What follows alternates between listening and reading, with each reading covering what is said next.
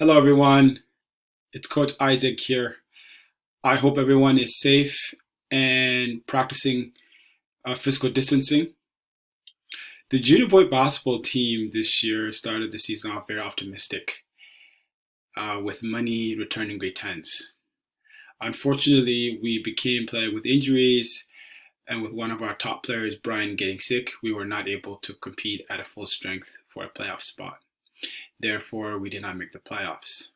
As a new coach to Southwood, I was very lucky to coach such extraordinary young men. They played hard and did whatever that was asked of them by their coaches. And lastly, I would like to congratulate the players on a good season. I would also like to congratulate all the nominees and winners.